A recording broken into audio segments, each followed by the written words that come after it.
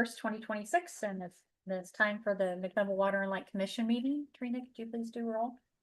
Yes, Mayor Morris. Here. Commissioner Elmer. Here. Commissioner Macy Baker. Here.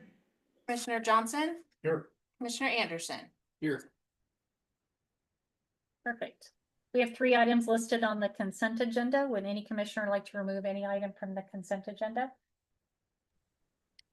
Okay, hearing none. Do I have a motion to accept the consent agenda? Motion to accept. Okay, Commissioner Johnson, do I have a second? Second. Second from Commissioner Anderson. Any discussion? Okay, all those in favor say aye. Aye. Aye. Okay. Included in the packet are the accounts payable and purchasing reports. Are there any questions on these reports? Okay. I'm gonna make sure I look for hands. There are no employee introductions for tonight. Next, we have the consultant partner reports. Ask Brent Keller. Is he in person or is he on? He's just joined. Brent, you're on to give us a report. Maybe. Get off mute. There you go. No. Brent, can you hear us?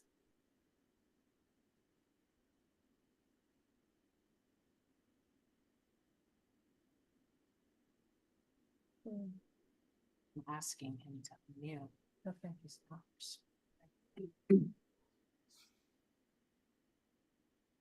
He was on once and it dropped off, so I don't know if his connection is great. Give it a minute before we consider moving on. Brent, are you able to unmute yourself? Can you hear us?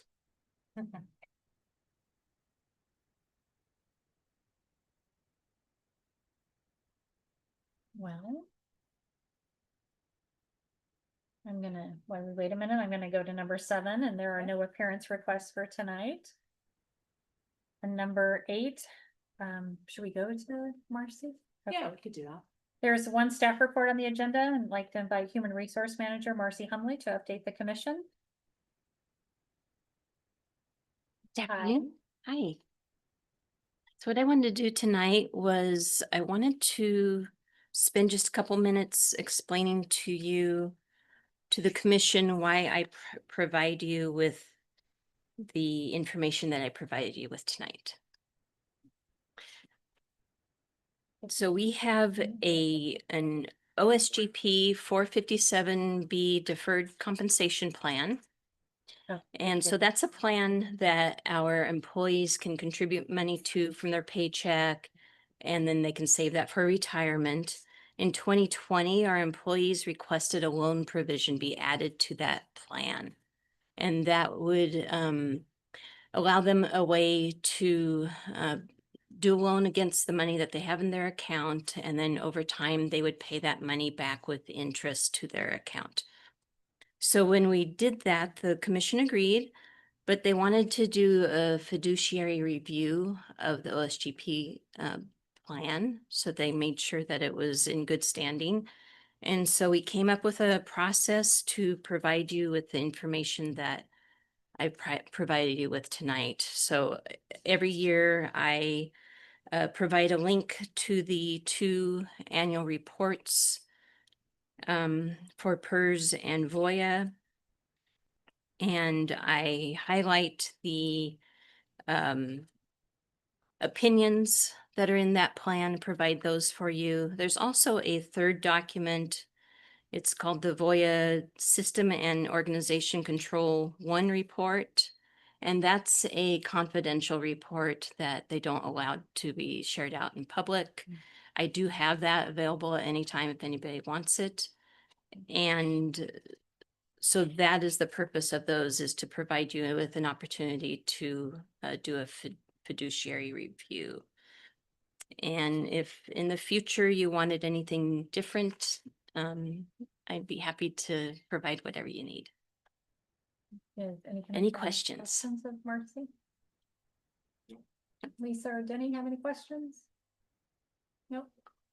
All right. Thank you for the report. Yep, thank you. I'm gonna give yours back and post that. That one just wouldn't come up. Okay. Is Brent available? Can you hear us, Brent? I see him there. He dropped off and then. Yeah, he's back. Okay, how about that? There we go. Okay, wow. Well, my camera doesn't work on my computer, and so I thought but I want to be on camera, so I use my phone. But then the phone said the microphone wasn't working, so I don't know.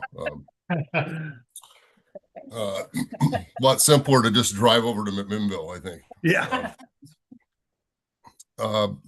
Thank you, Mayor. 2025 sales, Olson Brothers continues to log and truck off of that sale that they bought last year, the 350 Boundary Road. Roughly 220 loads have been shipped to Stimson and other destinations to date. Let's see our cutouts so far. We're about halfway in terms of volume and the value. And of course, I'm tracking. They've paid for this sale with their advance payments, but I'm just tracking what they've actually the value you see there is what is represents what they've shipped in terms of value as they move towards paying off that original estimate. So that's where they are right now. 2026 sales, of course, 114 road has been complete. And there's still a little bit of project work to go there. It includes some culvert replacement on the 100 road. And then Stimson's going to hold the 100-101 road sale until 2027.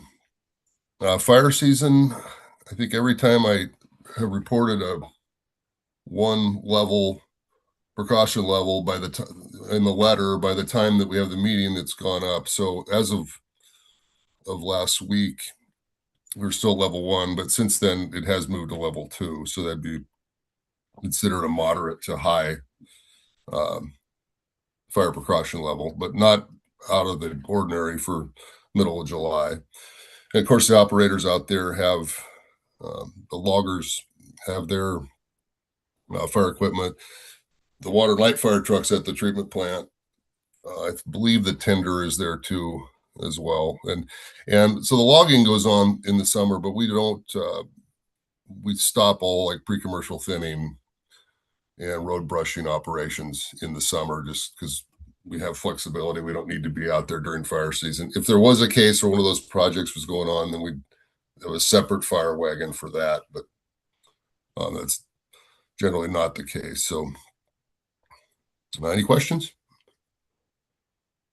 Commissioners have any questions?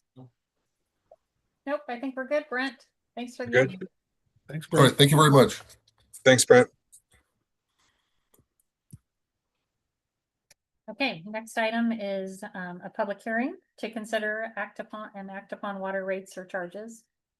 And so it is now 5:08 on July 21st, 2026. Time noticed for a public hearing on water rates and charges. As mayor, I am the presiding officer and will conduct the hearing, impose reasonable time limits on participants, and receive documents and reports into the hearing record. At today's hearing, the commission expects to hear a staff report. As a presiding officer, I may permit questions of staff during or after the report. After the staff report, interested parties will be invited to make comments. Before stating your comment, please state your name and address for the record. You may be asked questions about your comment. Today's meeting tonight is being held in a hybrid format, both in person and digitally on Zoom. Any interested party that has joined the public hearing in Zoom is automatically set to be on mute and to have their video display hidden. At the appropriate times during the meeting, I will ask those in attendance whether they would like to speak. When this occurs, please select the raise your hand option from your device. When you have selected raise hand, the staff person managing the meeting will know that you would like to speak and like to ask a question. I will give adequate time at these points during the meeting to ensure that we capture everyone that would like to ask a question of staff. If you're having difficulty using the raise the hand feature, you may also use the chat feature to type and state that you would like to speak. This will be monitored by the staff person managing the meeting. If using the chat feature, please note your name and address and confirm that you wish to ask a question of staff about electric rates. If you are calling in via phone and do not have access to Zoom meeting video and toolbar, Please wait until I ask if there is anyone on the phone who would like to ask a question. I will make sure that everyone who wants to participate in the public hearing has the opportunity to do so. After the comment of interested parties, the commission anticipates continuing the hearing to September 15th, 2026 for a final staff report, deliberations of the commission, and adoption of any new rates and schedules. No final decision will be made today. I just want to clarify, this meeting is regards to rates. Nothing else. Go ahead. Water rates, Water rates. yes. Thank you. Was that part of the original? Did I say that originally? Did I? I think it said electric. I think it might say that. It might. It is water It rates. is. Thank you. Okay, I understand that our utility rate analyst, Trina McManus, will begin the staff presentation and introduce our rate consultant on Yes. water. Thank you very much, Mayor. In February of 2026, McMinnville Water and Light contracted with Utility Financial Solutions, we refer to them as UFS, to conduct a water cost of service study. McMinnville Water and Light generally conducts water cost of service studies every 2 years. That allows us to track material cost changes, labor cost changes, inflation rates, and capital project forecasting. Staff has been working closely with UFS over the last 4 months or so to provide data for the cost of service model and give feedback. Ms. Jillian Jerzik, Rates Manager for Utility Financial Solutions, is here with us tonight via Zoom and is prepared to share the results of the cost of service analysis with the commission. Jillian, we'll go ahead and turn it over to you. Thank you so much. I'm going to share my screen. Can everybody hear me okay? Yes. Yes. Yes, great. Okay, awesome. Well, first of all, thank you so much for having me. My name is Jill Jerzik. I've been with UFS since 2013, and I've worked with McMinnville, starting with proposals, actually, and then I moved on to becoming an analyst, and now I'm working as a rates manager. And throughout my time, I have just genuinely enjoyed the staff at MW&L, the commission, and the community. So genuinely thank you for letting me be a part of your rate study. Now, our studies are built on assumptions, and so I want to go through those with you before we get into the weeds here. Our fiscal year starts in July and runs from July to June. So whenever you're seeing those fiscal years there, it's not a calendar year. It is referring to that time period. The inflation factor is a blended inflation rate. So we're looking at increases in labor rates, supplies, chemical costs. So it does vary from year to year, just depending on the information that we have for those categories. Customer growth and CCF sales are held at 0.5% throughout the projection, and that's in an effort to be conservative. Now, your capital improvement program, this really affects your cash balances. You can see it's high at 16 million in 2027, and that's due to our new building. And I just want to commend you on that, because that was a long process to save up to complete this project without having to take out debt, but you were able to successfully do that through financial planning. So really great job with that. The next 2 years, 28 and 29, those higher numbers are focused on a transmission main replacement project. And then we kind of taper off into your more routine replacements, water treatment plant projects and water mains at around 4 to 5 million in 2030 and 2031. Now, before we get into some of the results, I just want to explain that there's really 3 key studies that fall under this rate study umbrella, and they each serve a different function. So we've done all 3 of these studies for you. And the first one you're going to go through is called a financial projection. Now, with a financial projection, we're looking at things like your historical trial balances, if you've had any debt, which you haven't, the capital planning that you have done, and any type of cost changes that we're expecting to occur. We use all of this data to project out for a period of 5 years. Now, we're only looking at rate setting for a period of 2 years, but we like to have that 5-year outlook to simply answer the question, how are our current rates recovering our projected costs on our system, so that we can decide if we need any revenue adjustments to support the system needs. The second study, which we'll get into after the financial projection, is called a cost of service study. And this is a totally different function. So instead of looking out for a period of 5 years, we're really focused in on this 2027 fiscal year, and we're trying to figure out which of your rate components are causing what costs on the system. So we'll get into the perfect quote unquote cost to serve monthly customer charge. And we'll look at the cost-based rate for water commodity and all of those components. And the cost of service study gives us that information, but it's really just informational. We never really hit 100% cost of service. We don't typically propose to move to just take a big jump over to the cost of service-based rates. It's really a goal and a benchmark that we use to work toward in the rate design, which brings me to the last piece of the study, which is where we actually go in and design the rates, being sensitive to the cost of service study guidance, and also achieving the revenue needs that we've identified through the financial projection. And you're going to see that in the financial projection, we are showing the need for a 4% revenue increase. But we've done our best to mitigate the impacts of that adjustment to the residential class. So we'll walk through that. Any questions before we get into the numbers? No. Okay. Okay, so this table is an overview of the financial projection. Again, answering the question, how can my current rates or revenues fund the projected cost to my system? So you can see I have no additional revenue adjustments there. And we typically have 3 metrics that we look at to set rates. The first one is called debt coverage ratio. And this one is not applicable to McMinnville because we're debt free. But for most utilities, this is the floor when it comes to rate setting, because you have to meet your debt coverage ratio.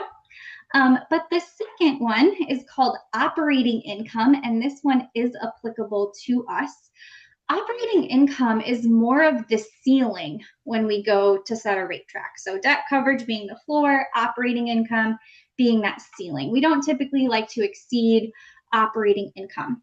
And operating income from a financial standpoint is calculated with revenues minus expense.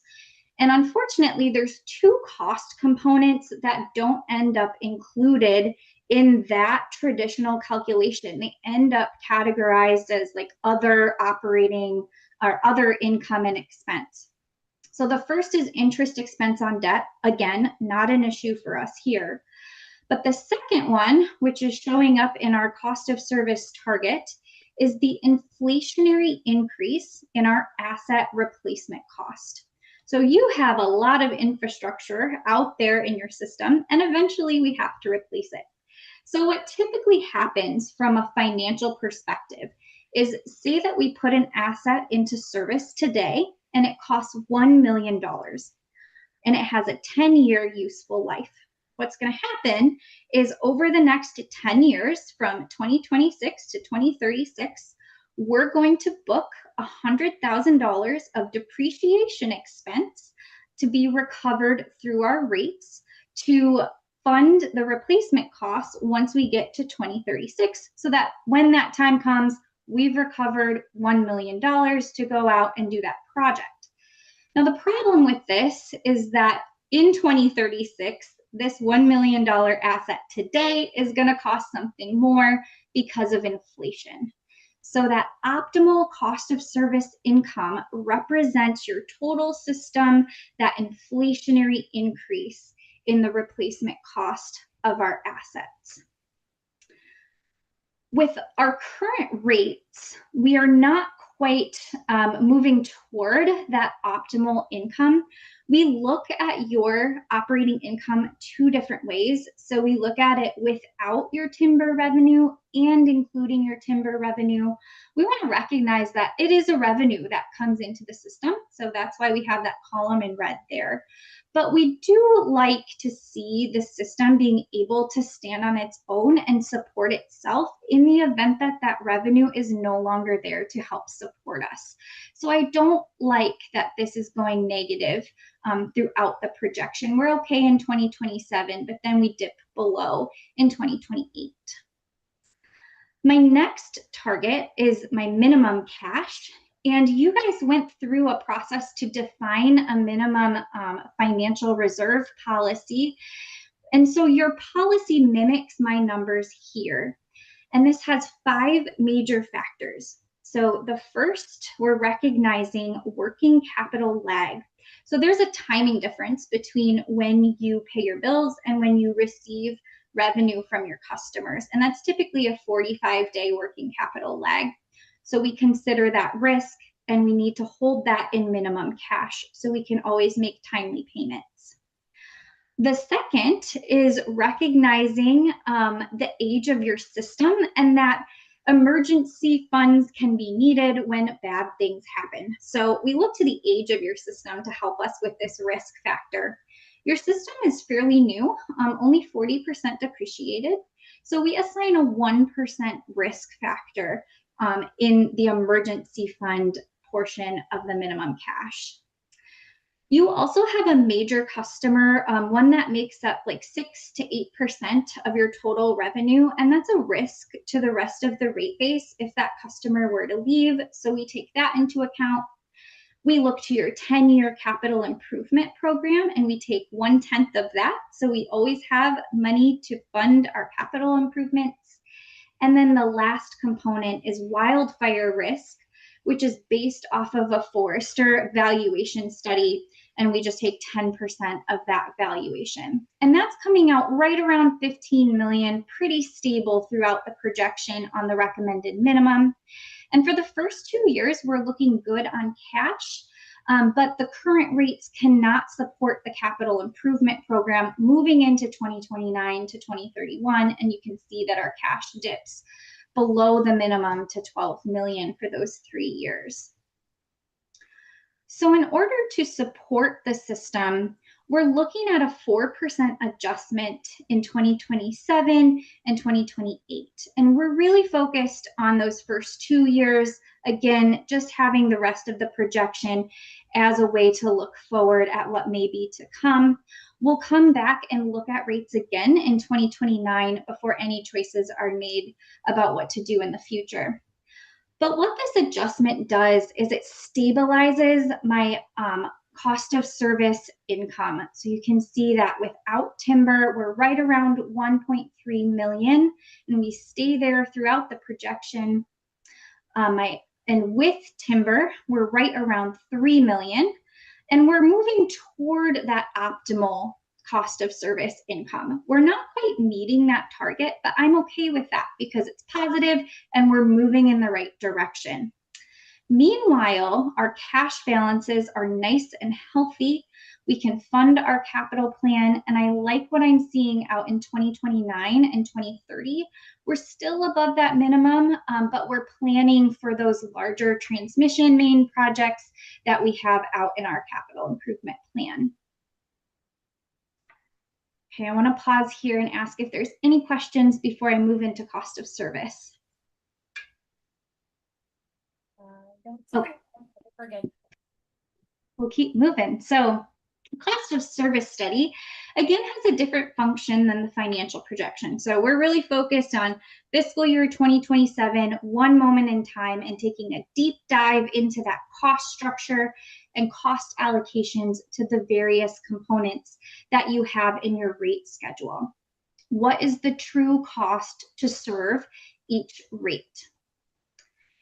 And this next table looks pretty overwhelming at first glance. So I just want to point out this is only informational. This is nothing that we are proposing.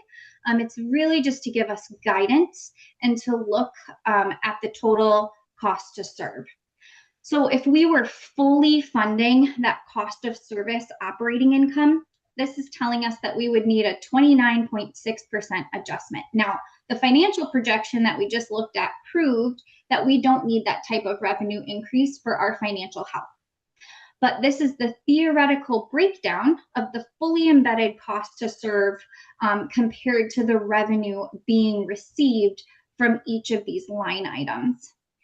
And since this table is a little bit much to kind of take in, I wanted to provide a more simple table to kind of talk through how we'll use this direction when it comes to the rate design. So this table is the same results as what we just saw on the prior slide, but we're combining all of those different line items into similar groupings. So I want you to think about the 29.6% as like your middle point on a number line. This is the system average. If we look up to our water sales line, they show the need for a 40% increase. So that's going to fall to the right of the middle point, my 29.6%. And that tells me commodity rates need to go up more than the average. So we might want to look at something like a 5 or 6% increase on the commodity rate side. Meanwhile, my meter size charge shows a 14.6% increase, which falls to the left of my 29% on my number line. So my meter charges are closer in line with cost of service. They don't need to go up as much. And I just want to say that that is awesome. I don't get to say that very often. Oftentimes, meter charges are a charge that has been historically held low, which is really detrimental to your financial health because it represents fixed costs that do not vary with usage. And we're going to talk a little bit more detail about the meter charge, but I want to commend you on this result because, like I said, I don't get to say it very often. Now, fire lines are showing a result similar to water sales, and I should clarify that these are private fire line charges in that third line there. And then your hydrants are quite unique. Hydrants have both direct and indirect costs. So they have direct costs that are allocated directly to them.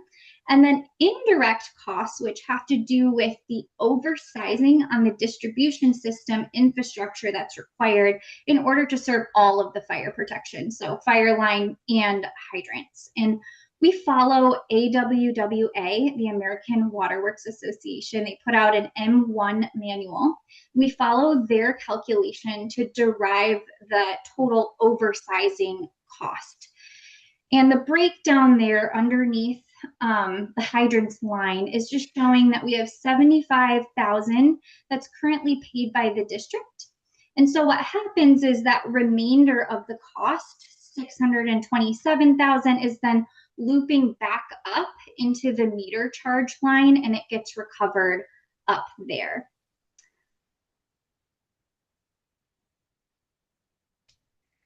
So talking a little bit more about the meter charge, this charge is referred to by many names. So you may have heard it called a monthly charge, a customer charge, a facilities charge. I have maybe thrown out a couple of those terms just in this presentation.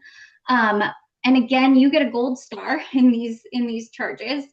They represent the fixed costs on your system that do not vary with usage. So meter, O&M, meter replacement, the cost to read the meter, the cost to send a bill, the cost of the customer service representatives who do an amazing job, by the way, and also a portion of your fixed infrastructure cost, because we have all of this infrastructure out to serve our customers. And so we do what's called a minimum system analysis to determine what the minimum sizing on the distribution infrastructure would be to simply connect somebody to our system. And so we allocate that to this meter charge component, and then the rest of the infrastructure cost goes to the capacity component. And this is another cost of service table that's showing the cost of service monthly charges. And again, this is just informational to give direction as we go into the rate design. We're only showing our meter sizes for the customers that we have on the system. So there's a 10-inch and a 12-inch inside meter rate as well, but we're not showing that here because there's no customers currently on those rates. We will have rates in the rate design that relate to those charges. So we're pretty close on our 5/8-inch meter. We're currently charging $16.30. Cost of service says $18.21. That's pretty good. We don't really need to go up so much on this charge. As we move down the list, though, you'll see that the larger meters have more of a difference. So we might want to consider in the rate design going up more on the larger meters. That doesn't have as much of an effect for these customers because their bills tend to be large already due to the amount of commodity that they're consuming.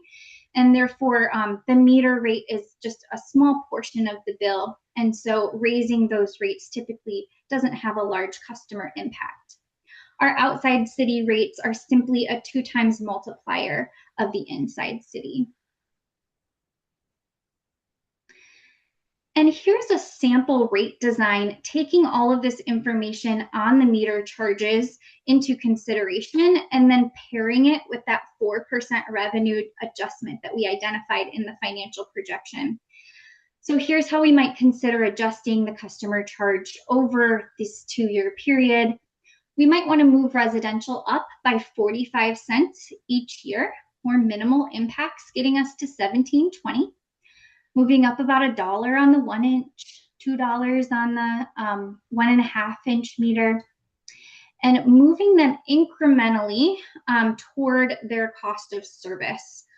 So I do want to point out, if you scroll your eyes down to the 10-inch and the 12-inch, we're going right to cost of service for these meter sizes simply because we don't have any customers on these meters.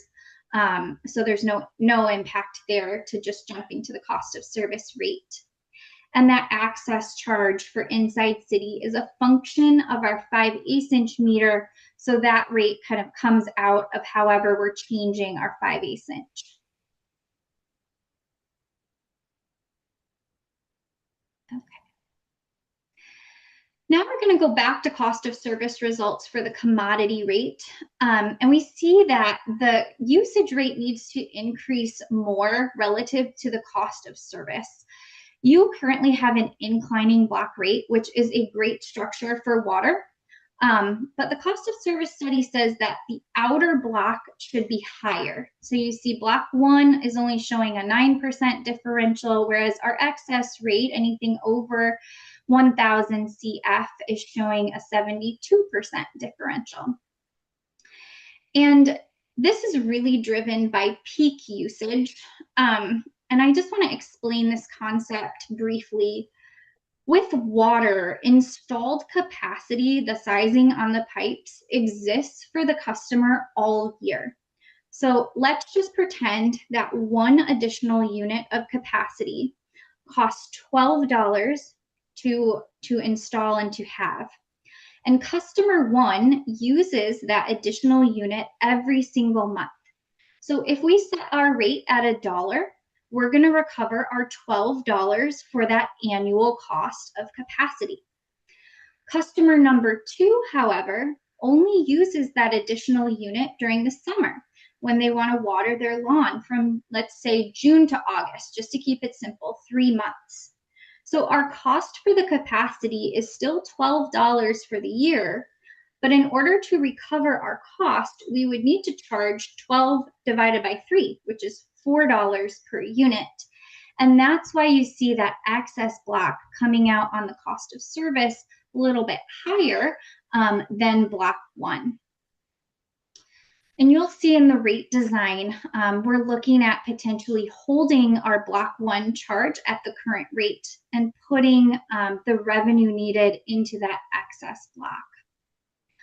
Our bulk fill station, these are for wells that people have wells and they're coming and filling up tanks of water and using it for different types of fill. So we went to the full cost of service rate with this rate for the last study. So this is just reflecting the increase in cost since the last study was completed on a bulk fill station. And here's a sample rate design showing the commodity rate. Again, holding that first block at $1.75, and then anything over that, incrementally increasing it to achieve the overall 4% revenue adjustment that was needed. And you see that in order to achieve that, we're raising this excess rate by 7% in year 1 and 6% in year 2. So the benefit of designing rates in this manner is combined with the 75-cent customer charge increase for a 5/8" meter, this really limits our residential impacts since we're putting more of the increase in the excess block. And just filling out this sample rate design, we would be moving the bulk fill station to its full cost of service rate in both the meter charge and the commodity charge. Moving all fire lines and hydrants toward their cost of service. So you see here that this is a slightly higher than average impact, and this is really driven by the cost of service guidance. Moving our fire lines up slightly, about 7.5%, and moving our hydrant charges up from $537 to $591 and then $650. And I wanted to run through the residential impacts with you because there's so many moving pieces and parts, and residential really is your largest class here. That 75-cent change, 45-cent change on the monthly customer charge, and holding that first block, putting the difference in the excess, gives us a monthly dollar impact of about 75 cents on your average user, which is about 1,200 units. That's about a 2% bill impact each year. And you can see as our usage levels increase and more of the usage falls into the outer block, the impacts do increase, but are pretty mitigated. You have to have a pretty high residential user in order to hit that 4% average. So my question to the commission is if you agree with the 4% overall system revenue adjustments for 2027 and 2028, and if you would like us to design rates similar in the same nature of the sample rate design to move toward cost of service, increasing the residential 5/8" charge less than $1 per year, and holding the block 1 usage charge and putting that differential into the excess charge block 2. And if you have any questions, let me know, and thank you so much. Thank you. So now we have questions of staff. So yeah, commission have questions right now?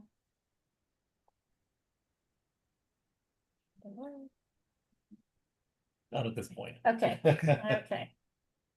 Okay, so we're gonna move on. Do we have anybody signed up to speak, to ask questions?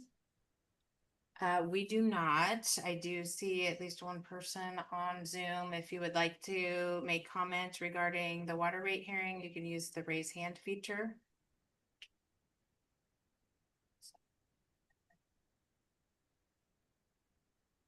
I don't see it. I'd like to make a comment.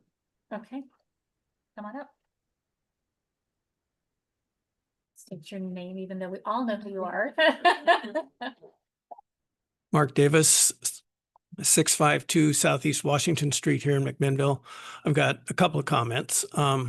One has to do with the customer growth figure that was shown there, 0.5%. I took a look at the packet this month, and it was comparing the May 26 of 2026 numbers with the May of 2025 numbers. And over that 1 year period, obviously it's not exactly, proof of anything, but it showed a decline of 88 customers.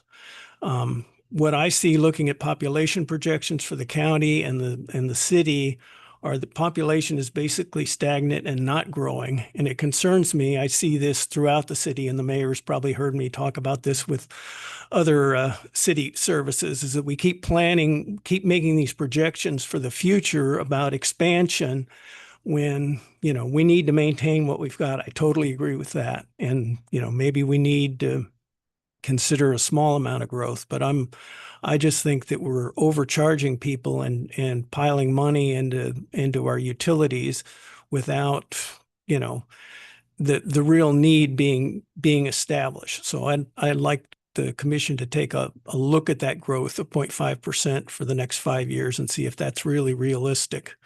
Portland State University does population studies. I know the last one I looked at was from 2024. The birth rate in the county is 1.5. More people are dying than are being born here. We're relying on immigration, migrants to make up the difference. That's a difficult topic, and I'm not going to address it here. But I just don't see this coming population boom that seems to be indicated by these increasing numbers. My second comment is I'm generally in favor of the structure that the representative from UFC has presented. I have always objected to the meter charge. I think that's excessive. In my mind, it's overhead. I realize some of it's for provide service, but it really punishes seniors and people who don't use much water. I mean, our bill is always more for the customer service charge than it is for the water we use, except in the summer.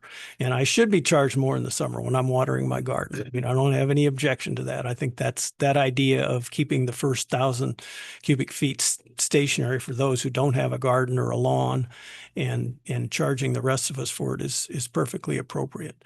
But I wish that we wouldn't increase the customer service charge at all. I think it's large enough where it is right now. Thank you.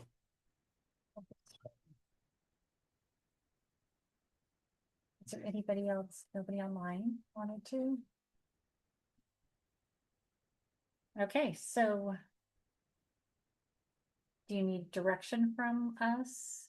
We do.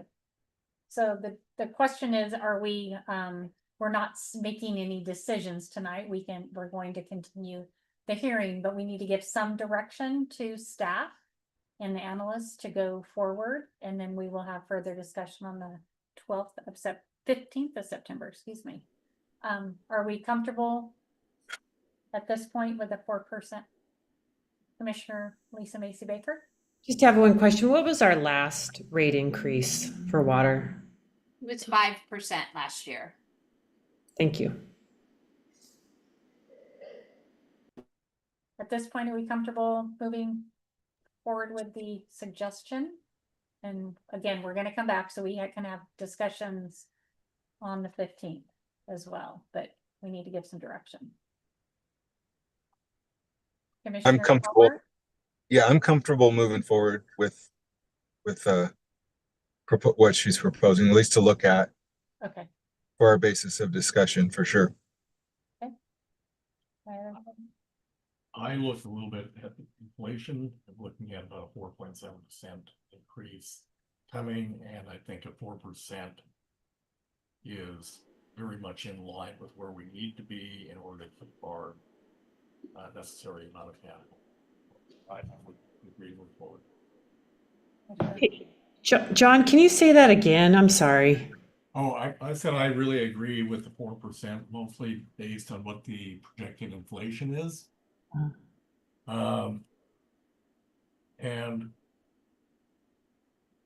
what else was? That's okay. No, I think that was the first part. I just didn't hear it well. So thank you. Okay. It sounds like we're fine with moving forward, to have those brought back to us for further discussion at the hearing as it continues on September 15th, 2026. Right. So Mayor, I would like to offer some information to be added as part of the hearing record. First of all, information that was included in your packet this evening, the July 21st, 2026 packet, pages 59 through 20. I'd also like to offer some information that was provided to the commission October 21st, 2025. This was a work session having to do with fire hydrant charges, and that was pages 3 through 26 of that commission packet. And I would ask that all of that information be included as part of the hearing record. So We do have the information from 2025 provided in paper here this evening. Each of the commissioners have it, and we also have it available if anyone in the audience would like a copy of it as well. Okay, so those are accepted into the record. Lisa, Commissioner Macy Baker? Is this the time where we're discussing all of that? No, we're just discussing the rate right now. Am I correct? Are Yeah, you? the rate, although all the material, this is Sam Justice, General Counsel, but all the material being admitted in the record relates to the rates. Mm-hmm. Yeah, It's already- I guess I'm just referencing the letter that we received from Chief Godfrey. Is that being discussed right now? It's not being discussed tonight because it's, what we're discussing is the actual rate. His letter is in regards to maybe doing something in exchange for the rate, in lieu of the rate. And that isn't what's on the table tonight. That would be further discussion, which I don't know if I can do this now, but I would like to propose a work session. Can I do that right now in the future? Sure. If the commission would like to do that. To have that further discussion. So further I would- negotiations regarding, Not really, I wouldn't say negotiations, discussions of what's there to determine what the commission would like to do with clear information. okay. And that would be, the next work session would be, we'd figure that out later. Yeah, we'll need to schedule a time for that. We'll do that between now and the next rate hearing in September.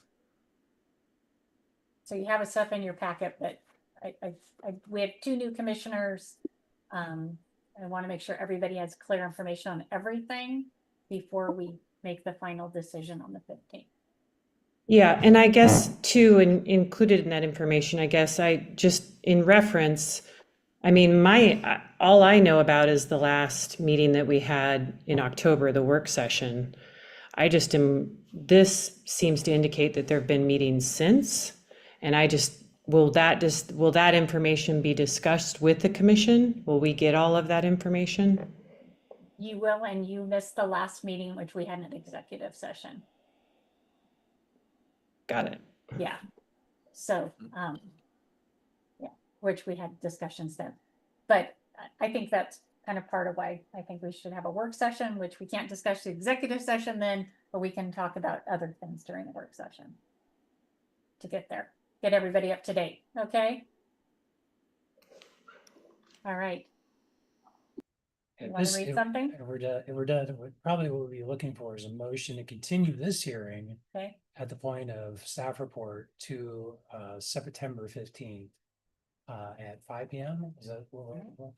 Can I ask a question before we Sure. make that motion? If we do I know 5 p.m. is when this meeting starts. If we do a work session prior to that, or can the work session start at 5? And stating it here, it would still be okay. I just want to It'll be okay as it'll long as still be it's okay. after. As long as it's after 5. Perfect. Okay. And that work session would include the fire district, is that correct, Mayor? Sorry. Yeah. Okay, thank you. Okay. Do I have a motion to accept that? You need me to say it again? Nope, I just need somebody to say so moved. For the work session? Yeah, no, Yeah. or the, We're continuing this hearing to at the point of our staff report to of a further staff report to September 15th, 2026 at 5 p.m. So we're Just continuing this hearing this hearing. right now to that For day the rate. for the rate here. Correct. Right, the Yes. rate here. Yes, I make that motion. okay, so I have a motion from Commissioner Johnson. Do I have a second? I'll second. Second from Commissioner Elmer. Any discussion? All those in favor, say aye. Aye. Any opposed? And we will discuss the work session day offline and get back to you. with an exact information, okay? Thank you. Thanks, Jillian. Oh, yeah, she's still Thank there. you. Next item is the fiscal year 25-26 audit entrance presentation. Invite Finance Director Mark Dunmeyer to introduce the auditors. Good evening, Commissioners. So we have begun our fiscal year 25-26 audit, and our auditors are here this evening to present discussion, a presentation about the start of our audit. And they also, audit standards require that they also do one at the end of the audit as well. So after they do their presentation on the audit entrance, the start of the audit, just wanted to have just a brief discussion about kind of planning for the wrap up of the audit as well. So Keith Simovic is here. He's our audit partner, and looks like Emilio Rogers is with us as well. So we'll go ahead and turn it over to them. Glad they're here. All right, thanks for that introduction, Mark. Can you guys hear us okay? Yes. Yep. Fantastic.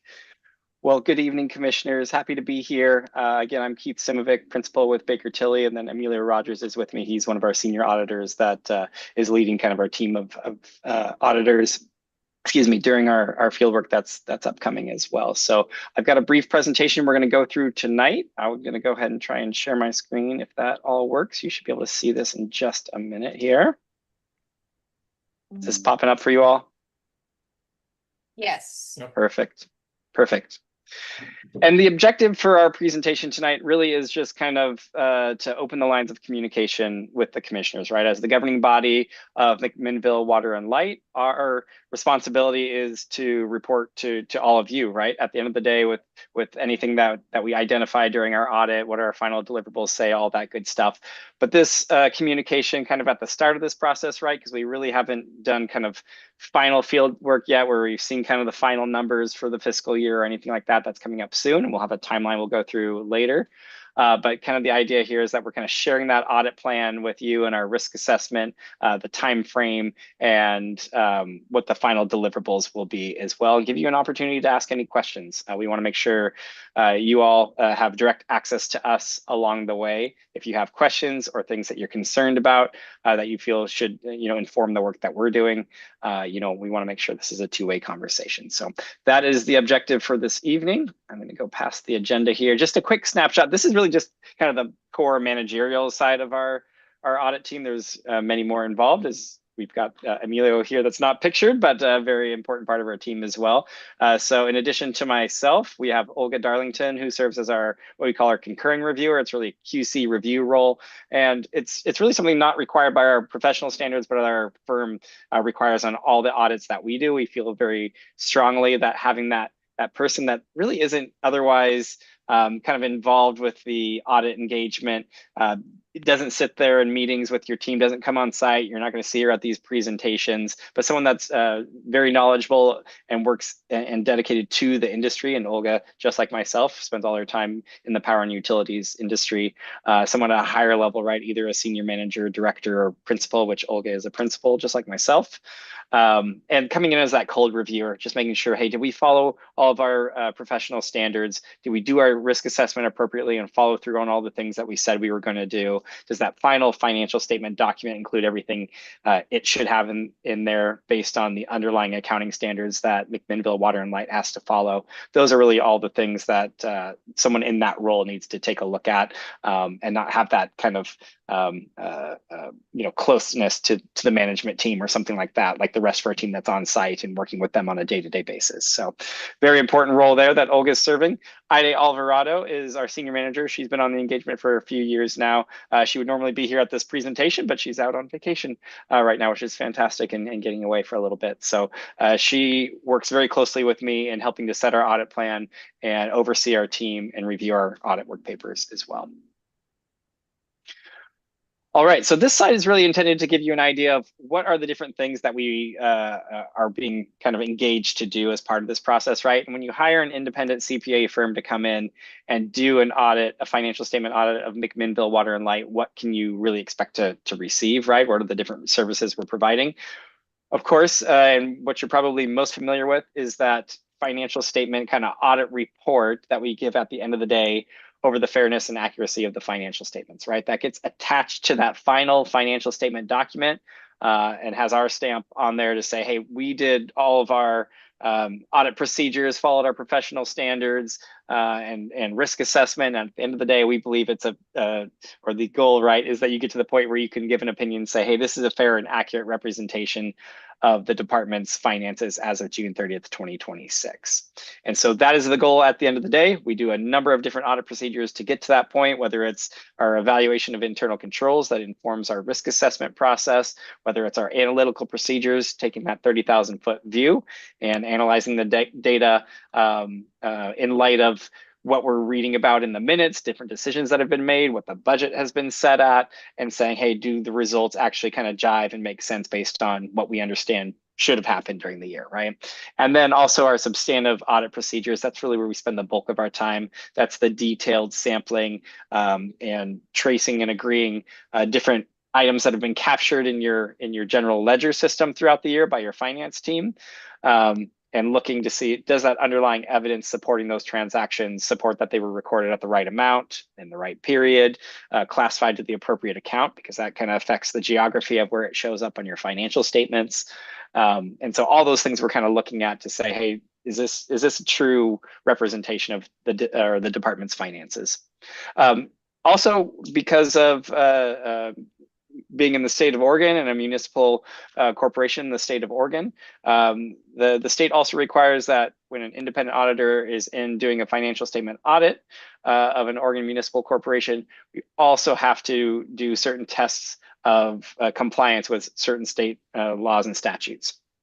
And so there's a separate audit report that is kind of attached to the back of those financial statements at the end of this process, where we report out for kind of a bullet point list of maybe about 7 or 8 different areas that the state wants us to look at, and report out any instances of non-compliance that we identified, if any. And I'd say where we spend the bulk of our time there is going to be in the procurement area. The state wants to make sure that we're pulling certain procurements and contracts that were executed during the year, and make sure kind of the actual process to go about that procurement was appropriate in line with the state statutes there. So, but there's a number of other things they want us to look at as well. So you'll see that separate report attached to the financial statements. That column on the right there that says non-attest services, these are things that are kind of outside of the core audit service, but typically is attached to a lot of the different client work that we do. And so typically clients say, hey, can you also, as you're doing the audit and preparing your audit reports, assist with putting together that financial statement document? That's not to say any of that information is coming from our team. All the financial results and the disclosures and all that information is coming from the team at the department. But we help with kind of putting that in the format and having the content in there that's required by the governmental accounting standards, because you really only have to put it together in that kind of look and feel once a year. So we assist in that process. Our responsibility at the end of the day is to follow our professional standards and go through the audit process, gather enough audit evidence so we can give that audit opinion, like I mentioned. And we're also required to communicate to you both, again, at the beginning of this audit process, like we're doing today, and then at the end of the process to go through our results, any findings that we had, and what the final deliverables are. Of course, there could be additional times to meet with you all if we're running into concerns along the way, right? If we had indications of fraud, if we had concerns about the integrity of the management team, if we had a lot of significant audit findings, those are the types of things that could come up in an audit process. I don't think they have in the past for McMinnville Water and Light, but if those did come up, you would hear from us much earlier in the process. But really, we're required to communicate to you both on the front end and the back end of this process. And then as we state there towards the bottom, our goal and responsibility as the auditor is to provide that audit opinion and perform that independent kind of evaluation of the accuracy of that statement, that financial statement. Management is responsible for recording the transactions, establishing a system of checks and balances or internal controls, and putting together all that information and providing it to us to validate as we go along our process. So that is the goal. Each year we sit down as a team and we talk about, hey, where do we want to spend the bulk of our time? Where are the riskiest areas when it comes to getting that number right at the end of the day on your financial statements, and what are the different things that could impact that. So these can change from year to year, just depending on the types of transactions that are happening. If there's a lot of changes to your internal controls or your IT systems or the personnel that are in significant positions, all those things can have an impact here. And it kind of depends on how we perceive that risk from year to year. One thing that you'll see on here at the top here for industrial revenues are really kind of more of your significant customers that are on there. And we're kind of really looking at areas where not only higher dollar amounts, but the process in place to put together that monthly bill and kind of the hand calculated process there and different components that go into that. And so we really look closely at the internal controls and the reviews and approvals in place for those billings, and making sure that those things get recorded appropriately in your financial statement. So we go through a number of different procedures there to make sure that at the end of the day, those billings are accurate and reflected in your financial statements accurately as well. The second item that you'll see on here for management override of controls, I know that sounds scary, but I will say that is something that's required by our professional standards for every audit that we do. We have to keep our team with that kind of professional skepticism and be aware that that is a risk that could happen on any audit that we're doing. Management, of course, is typically at a level where they have influence over those that they supervise, and they also may have privileged access within the IT systems to be able to do some different things that they otherwise might not be able to do. And so those are the types of things that we have to design procedures each and every year to take a look and see if there's any indication that that is happening, right? Actually, Emilio is going to take some later slides where we talk about that a little bit more. So I'm not going to steal his thunder right now, but we will talk about that in just a minute. And actually, I was wrong. He's going to be talking about it right now. So I will pass it over to Emilio. He's going to talk a little bit about what we do related to the risk of fraud in a financial statement audit. So Emilio, go ahead. Perfect. Thank you, Keith. Yeah, our main goal of the audit is to obtain reasonable assurance whether the financial statements as a whole are free from material misstatement, whether it's due to fraud or error. We don't have any reason to believe that there is fraud that exists within McMinnville. However, we still have to perform procedures to address that risk.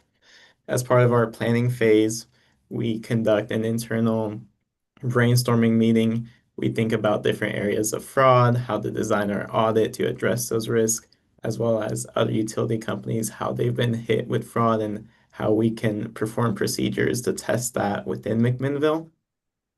We also interview team members of McMinnville to hear their thoughts on risk of fraud within the entity, see where there's areas that could have more help or areas that they're doing well on. Additionally, we document our understanding of internal controls. We think about past efficiencies that we found, and we also think about processes that are in place already to ensure that fraud is addressed. And lastly, we also look at unusual or unexpected relationships in the planning phase, but that is still continued and performed throughout the audit. Some procedures that we perform are looking at journal entries for non-standard transactions, as well as any unusual transactions. We also look at policies and accounting for revenue recognition. And finally, we look at significant accounting estimates for any biases. Sweet. This slide outlines the overall audit timeline and the key milestones for this year's engagement. We began interim fieldwork early July, and we were on site for a couple of days, which was really nice to be in person. Today is the planning presentation, so we're on schedule there, and we'll be back early September or mid-September to perform our final fieldwork, and that's more of the substantive testing that we do, really crunch through those final year-end numbers. And then from October 5th to November 3rd is the financial statement draft phase, where there's typically some back and forth to ensure that the amounts are accurate, that disclosures are updated, and any other information is updated accordingly. And our goal is to issue the financial statements on November 12th, and then on November 17th, we'll have our final presentation to you guys. At the end of the audit, there are two deliverables. The first is the report of independent auditors. This is the formal audit opinion issued on the company's financial statements. It states whether or not financials are presented fairly in all material aspects in accordance with applicable accounting standards.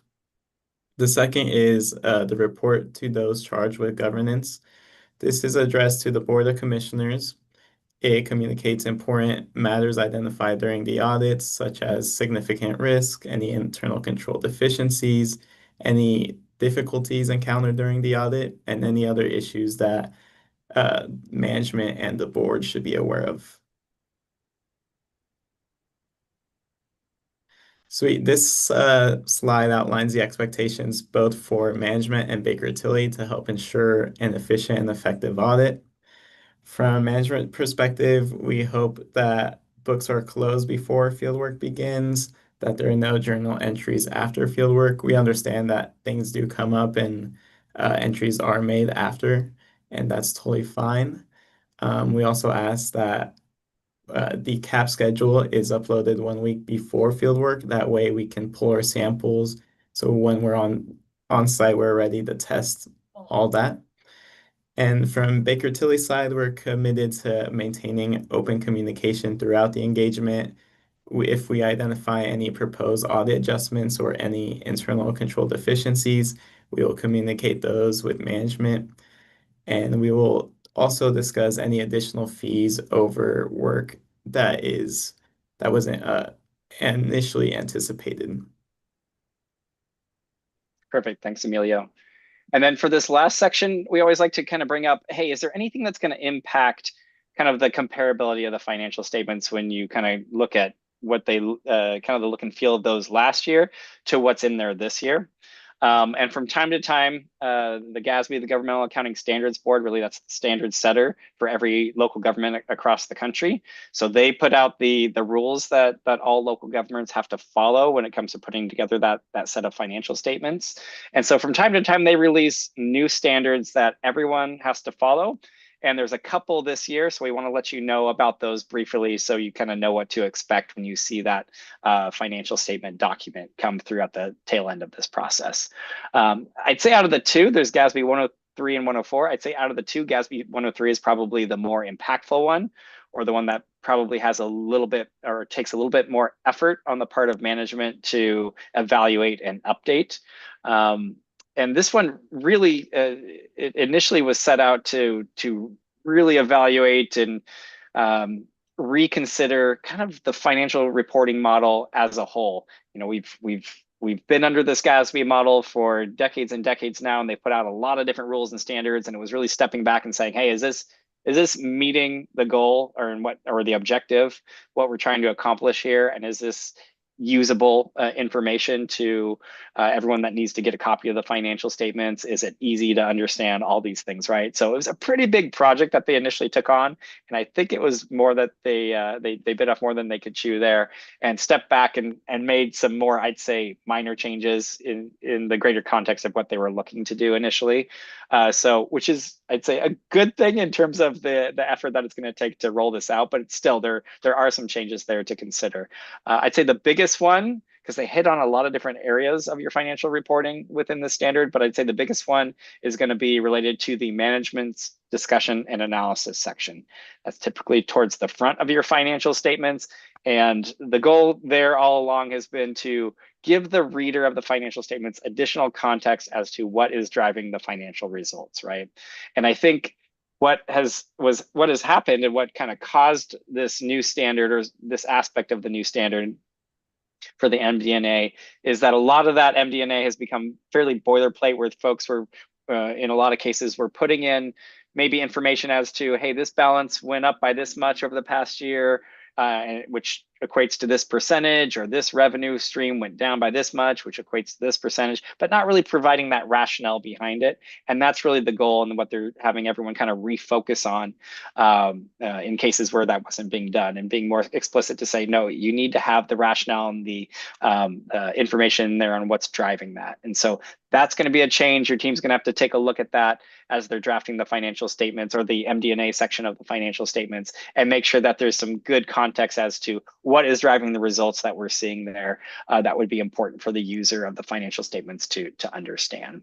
And then there's some changes to the kind of the geography of where different items are showing up in the financial statements in terms of, are they operating revenues or expenses, or are they non-operating revenues or expenses, right? Those are two different sections of kind of what I'll call the income statement.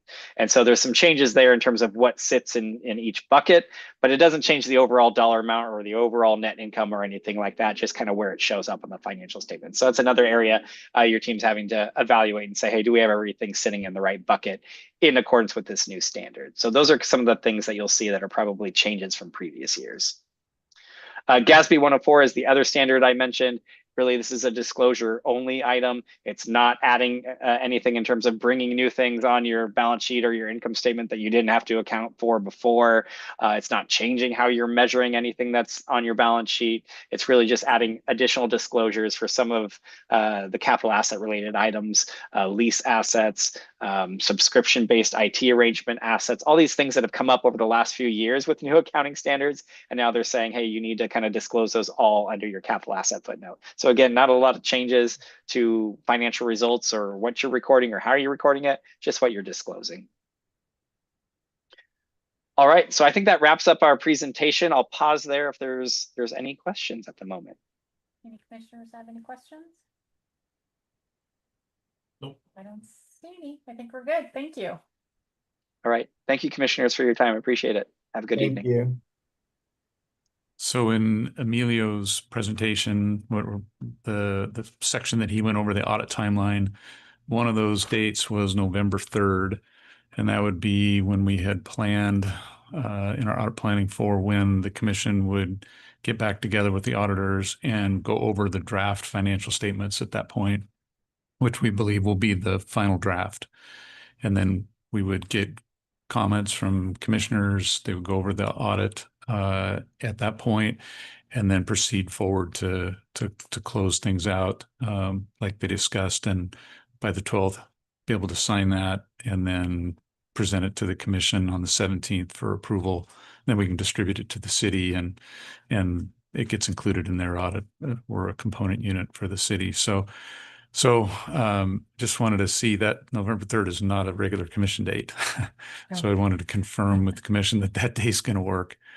We'll put it in our calendar. It's a Tuesday. So we can have further conversations. Yeah. about that. Okay.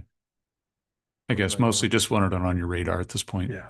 It's usually a pretty quick meeting. We've done it just via Zoom before, usually first thing in the morning or something, and it's And if that date Not a doesn't big- work, we can, I'm not a here big anyway. time. that day. oh, that's my normal Tuesday day. morning here. Your normal. There you go. Gotcha. That's time right there. So, Perfect. perfect. I mean, I Okay. think if we all know ahead of time, we should be okay. The schedule looks open. Okay. All right. Thanks. Thanks, Mark. Okay, Mark. Okay, next item is resolution 2026-10, adapted to the watershed wildfire plan. I'd like to invite Water Superintendent Ryan Sticka to present and ask Sam to read the resolution by title only. Do you want to read it now, or you want to wait to hear? I'll from wait Sticka? for Okay, Mr. Sticka to make this presentation. Good evening, Mayor and Commissioners. Ryan Sticka, Water Superintendent. Just here to give a brief update on the wildfire mitigation plan, and then also what our staff has been doing proactively. So just a brief background. In 21, Oregon legislature approved and the governor signed Senate Bill 762, which required all electric utility operators in the state of Oregon to have wildfire mitigation plans.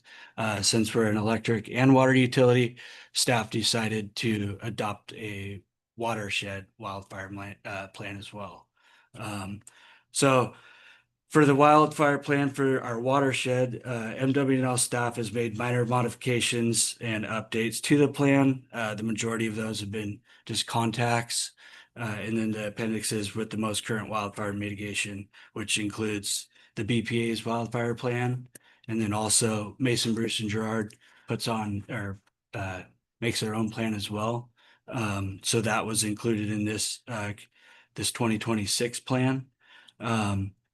So we also perform annual wildfire training with the Oregon Department of Forestry.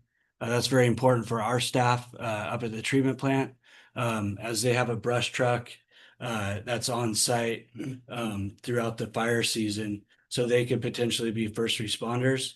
So that training helps our staff know what tools or equipment may be required in the event that they have to respond. And then that way, if ODF is second to respond, they can just hook onto our tools and go. There's no hiccups. We have the same style of fire hose that ODF has, and that's what we make sure every year is that we're communicating with them and getting the proper equipment. Other than that, I don't really have any more updates. I guess I do want to mention this Thursday, John, myself, and James are going to meet with the Yamhill County Sheriff's Office to discuss potentially getting a contract with them to patrol the watershed. So there might be some more discussions in that regard, but I just wanted to mention that. So, Okay. Great. Thank you. any questions for me? Any commissioners have any questions, Ryan? I have, well, not really a question of you, but when I was reading through this, I went through like the Yamhill County plan, and that seemed like it was pretty dated. Is there any way to encourage them to update their plan? Yeah, there has been discussion. It sounds like I don't really want to speak on their behalf, but it sounds like they have potentially some grant funding to have an entity update their plans for them, maybe through a college. But yeah, that's the most current plan that they have. We've done that with them. They do like a hazard mitigation plan every so often. So we participated in that in the past. Okay. So we'll do the same thing again. They'll usually bring in most of the, agencies to participate in that plan. Okay. Thanks, Ryan. Any other questions for Ryan Spigot? No? Okay, No, thank you. Can you read the resolution? This is resolution number 2026-10, a resolution by the city of McMinnville acting by and through its Water and Light Commission updating the watershed wildfire mitigation plan. That's 2026-10. Do I have a motion to accept the resolution? A motion. So I have a motion from Commissioner Anderson. Do I have a second? Second. So I have a second from Commissioner Lisa Macy Baker. Any further discussion? Rena? Yes, Mayor Morris. Yes. Commissioner Elmer, Yes. Commissioner Macy Baker, Yes. Commissioner Johnson, Yes. Commissioner Anderson. Yes. Okay. Next item is resolution 2026-11, the BPA above the contract high watermark load election. Invite Power Resource Manager Jamie Phillips to present. Hey, Jamie. Hello, thank you. I am here to continue the discussion from last month regarding McMinnville Water and Light's above contract high watermark power needs and seek direction from the commission for staff to submit to BPA McMinnville Water and Light's product election for above contract high watermark load service. Just to recap, last October, the Water and Light Commission accepted and signed the provider of choice contract, the power sales agreement offered by BPA. This contract will provide the power service that McMinnville needs through 2044 from Bonneville Power Administration. And earlier this year, BPA conducted a process to allocate its Tier 1 capacity to customers via contract high watermarks. Customers can either meet their above contract high watermark load with non-federal generation or through purchasing a Tier 2 product from BPA. And customers must make this election by July 27th, 2026. As discussed with the commission in June, McMinnville Water and Light's contract high watermark allocation is not sufficient to meet its total projected load needs beginning in fiscal year 2029. Currently, McMinnville Water and Light does not have plans to invest in any non-federal resources and recognizes that BPA's long-term Tier 2 product offers the certainty and the rate stability to meet McMinnville's above contract high water mark load needs, consistent with the recommendations and findings of the 2024 Integrated Resource Plan. Pursuant to the language in Exhibit C of the provider of choice contract, McMinnville shall elect one of 4 options to serve its above high water mark load, which will apply for the term of the agreement through September 30th, 2044. The 4 options are listed in the memo, and we discussed those in more detail last month. I'd be happy to go over those again if the commission requires. Otherwise, staff is recommending the commission approve a resolution to make an above contract high watermark load service selection of option A, having BPA serve all of our above high watermark load with a Tier 2 long-term rate product. And pursuant to the language in Exhibit C of our contract, and direct the general manager to communicate that election to BPA. Does any commissioner need a review of what the Tier 2 is before we move forward? Nope, I'll remember. Okay. Yep. And do I have a motion to, I need her. This is resolution number 2023-11. Resolution making an above high watermark load service selection under the provider of choice power sales agreement, contract number 26 PS 25055 between the city of McMinnville acting by and through its Water and Light Commission and the United States of America Department of Energy acting by and through the Bonneville Power Administration. That's 2026-11. All right, do I have a motion? Motion to approve. Okay, motion from Commissioner Johnson. Do I have a second? Second. Second from Commissioner Anderson. Any further discussion or questions? All right, Trina. Yes, Mayor Morris? Yes. Commissioner Elmer? Yes. Commissioner Macy Baker? Yes. Commissioner Johnson? Yes. Commissioner Anderson? Yes. Thank you. Thank you. A lot quicker than last time. Huh, Daryl? Next up is a request to set public hearing for electric rates. Invite utility and rate analyst Trina McManus to present. Yeah, so shifting over to electric rates, McMinnville Water and Light completed our 2-year cost of service study for electric rates in early 2025. We were presented with a 2-year rate design, and the commission adopted year 1 of that rate design, which was a 4.5% overall rate increase in August of 2025, and that went into effect October 1st of 2025. So I'm asking the commission to schedule a public hearing tonight for August 18th, 2026 at 5 p.m.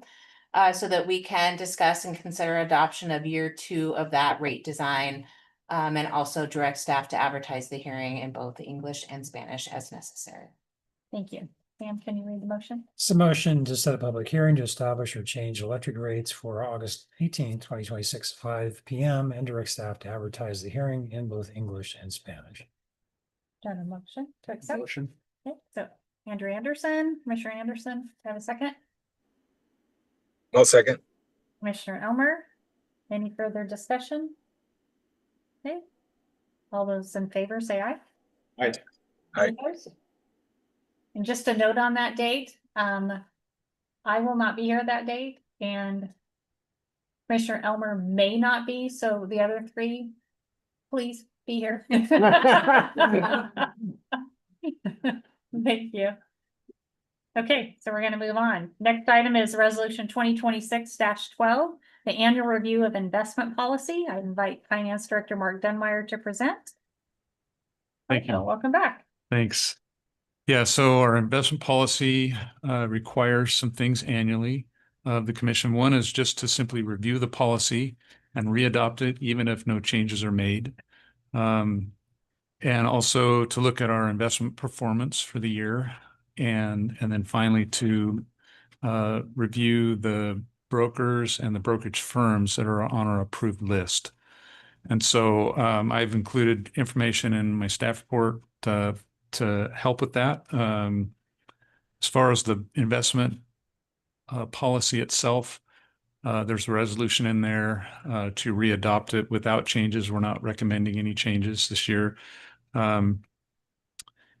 The investment performance, so our fourth quarter, we do a summary of all of our investment activity each quarter for the commission. And so the fourth quarter provides the kind of the annual view, and that's in with my memo as an attachment. Just some things to note there. So interest rates have decreased over the last year about 0.5%. So LGIP went from the beginning of the year was about 4.6. We're at 4.0 right now, 4%. Total earnings for our investment in LGIP was 2.6 million for the year. In the intermediate fund, we've got about 7.2 million in that fund. The average return for the year was 3.43%. And then our treasuries, we averaged about 13 million in investments in treasuries for the year. And returns were a little over 500,000. Again, we saw that same 0.5% or so decline track in the treasuries as well, kind of followed the LGIP. So total earnings for the year, 3.3 million on an $81 million average investment, invested funds. Compares to the prior year, we were about 3.7 million last year on about $75 million invested. So, so that's how we performed. I would like to see the interest rates go up, but of course, then other things go up too, like inflation. So, so it's all kind of relative, I guess. As far as our approved list of brokerage firms and brokers, so I provided information in there about the brokerage firms. No changes are recommended there, but we did have one firm, a broker from one firm, Mark Sagan. He retired, and Daniel Schaefer has replaced him. I talked to them both. Kind of this transition occurred, and met actually Daniel about 2 weeks ago. He was here and came to Water and Light, and we went through everything. He filled out the information we needed to get him signed up as a broker. And I reviewed his FINRA report. There's a report that we get from the SEC that we can pull that shows if they have any disclosure events or things that they've done wrong against the guidelines that the SEC puts out. He doesn't have any. In fact, Morton Capital Markets doesn't have any. They're a really they do a really good job that way. They also don't have that many employees compared to the other two firms we use. So that helps, I think, in that as well. But seems like a good guy. I did call on his references, was able to talk to two of the folks, and they responded favorably. So so our recommendation is to have Daniel set up as or approved as a broker that we can use, and we can still then work with Morton Capital for treasury purchases. And then I wanted to mention our safekeeping bank. So that's something that's part of our policy. Our funds are held by a safekeeping bank. The account is in our name. It's not an omnibus account that would be like a bunch of investors all depositing into the same account, and then there's just a record kept of whose money is whose. This is in our name, which is important. And that bank is really important for us as well when we do a purchase, because the investment firm, the broker, they never hold our money. They never hold our securities. What happens is I'll reach out to the broker and I'll request trades that we could make that day. They provide the information back. I'll look at that. And if one of those looks favorable, we'll make a purchase. Well, the purchase, they give us a trade ticket. And then I'll look at the trade ticket and make sure it's what they quoted us. And then I'll provide that trade ticket to the safekeeping bank. And then they'll look at the security that they're going to receive from the broker and make sure that security matches the trade ticket. Once they do that and it matches, then they release the funds to the brokerage firm. So our funds are always with the bank, and then our securities are with the bank. So we're protected that way. And so we do a lot of review, which is important, but in the end, the brokers and the firms never touch our money or hold our securities. So just wanted to mention that as well. So this evening, we're recommending the investment policy be readopted without changes by resolution, and then also approval of resolution of an updated approved broker firm list that replaces Mark Sagan of Morton Capital Markets with Daniel Schaefer of Morton Capital Markets as an approved water and light broker. Okay, we're going to do those separately. So Sam, do you want to read resolution 2026-12? That's 2026-12, a resolution adopting an investment policy for surplus funds of the City of McMinnville Municipal Corporation, the State of Oregon, acting by and through its Water and Light Commission as 2026-12. Okay. Any questions or a motion? Motion to approve. Okay, motion from Commissioner Johnson. Do I have a second? Second. Commissioner Lisa Macy Baker.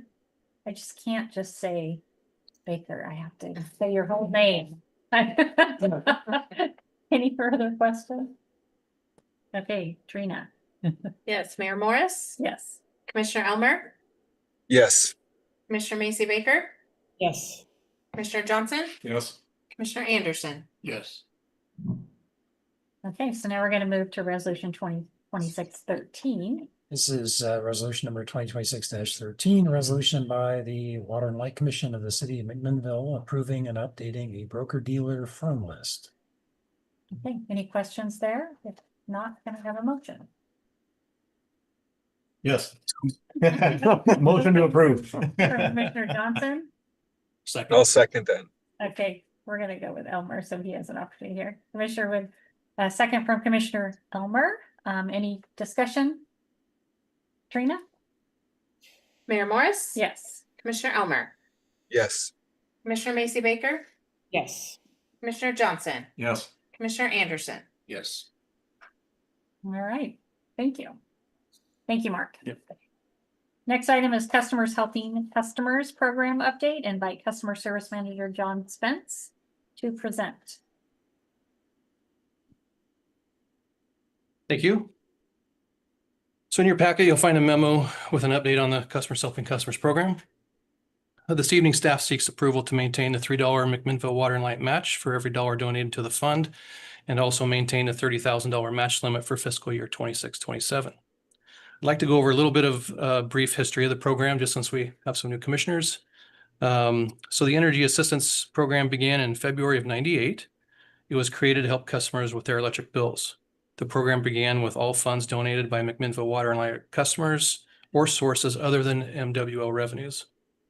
In November of 2007, the Commission approved a matching program for the Assistance Fund.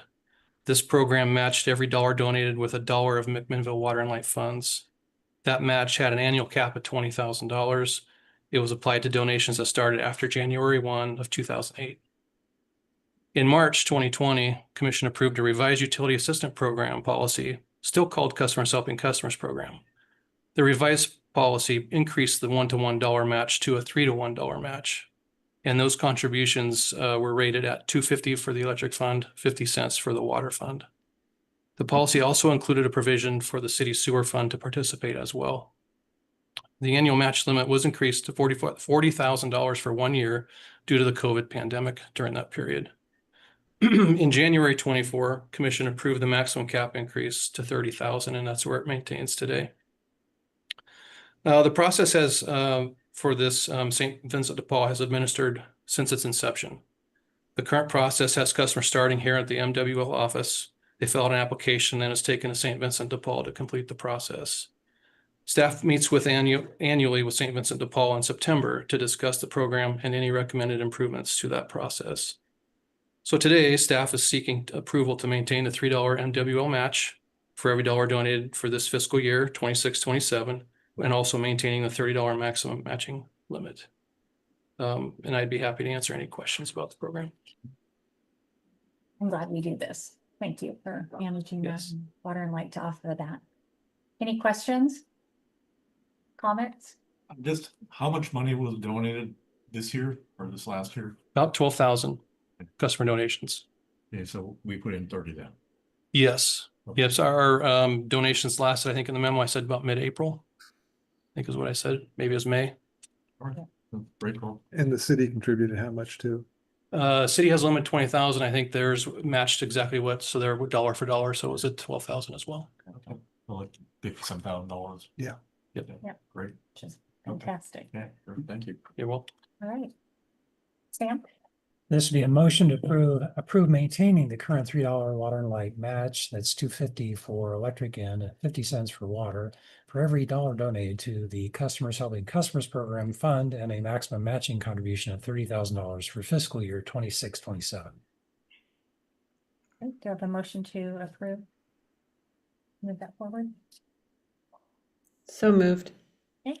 Commissioner Macy Baker. Do I have a second? Well, second.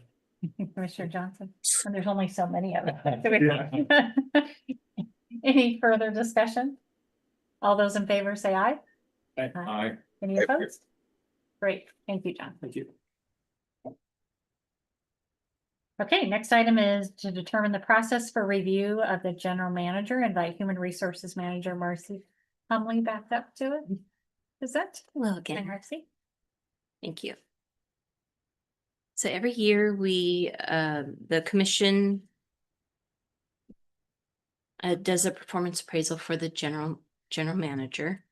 The general process is that the commissioners do an individual review. Then those individual reviews are compiled into one document. Then there's a special meeting that's held, and the commissioners gather and they discuss the review among themselves and make some decisions on what will be presented to the general manager. Then a point person who's appointed by the commission, so one of the commissioners, meets with that general manager and discusses the review and the information provided by the commissioners. That what I'd recommend that happens tonight is that commissioner be appointed to be that point person. So some of the things that point person does, they receive the combined review and review it before that meeting. They run the meeting that the commissioners have. They receive information from the commission, and then they meet with the general manager following that. Last year it was Commissioner Elmer who was appointed, and I recommend that you appoint a commission member from among yourselves for that purpose. Do I have any commissioner that be willing to do this? Anyway. Can I recommend Denny do it again? I don't mind doing it. If there's somebody that feels called to do it, and absolutely, but I don't mind that task. I just feel I haven't been here long enough to. I agree. Yeah. Okay. Lisa, would you be okay with that too? I'm great with that. I had a feeling. So Sam, do you want to? So the motion is to appoint Commissioner Elmer as the point person to conduct general manager reviews. I would So that moved. motion. a second. So I have a motion from Commissioner Johnson, a second from Commissioner Anderson. Any further discussion or volunteers? No. Okay, all those in favor say aye. Aye. Any opposed? Thank you, Denny. Thanks, Danny. Next item is the, oh, sorry, are you staying here? I'm staying here. I didn't want to ignore you. Next item is the employee survey results, and Marcy, going to present. Yes, thank you so much. So we did an employee survey, and we did that back in March, right before we moved to this building. So it's been a little while. A few things have happened since that time that I'll cover. But I'm going to run through a presentation of that survey here. Pulling up right now. Great. So we hired Cascade Employers to do that survey for us. They've done it a few times before. So they did it in 2018. They did it again in 2021 and now in 2026. They always do a good job for us.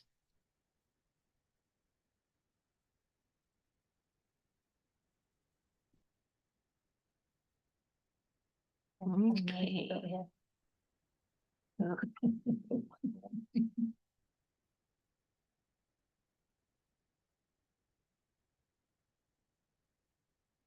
Let me look at it.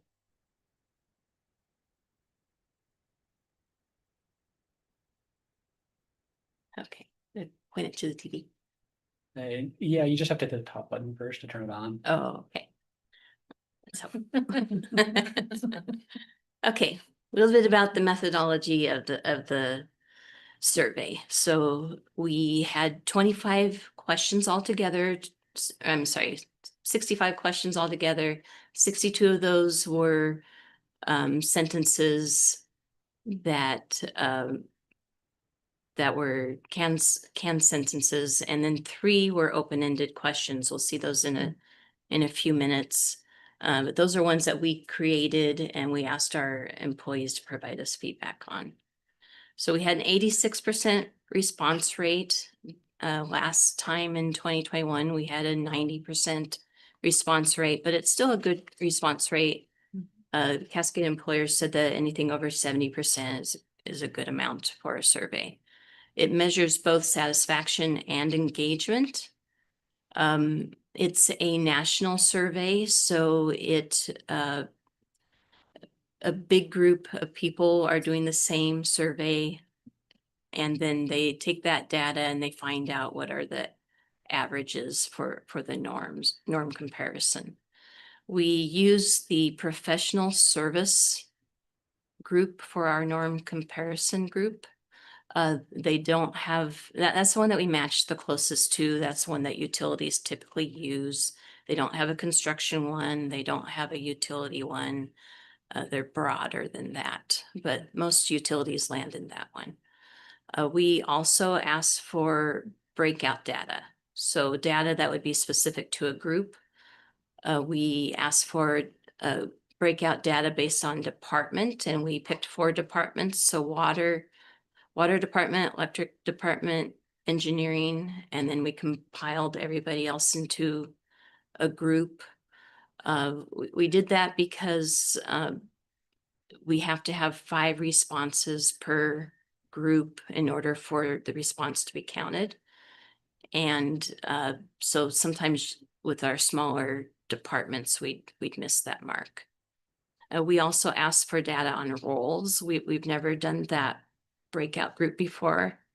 So we received information on managers, supervisors, and leads, and all other employees.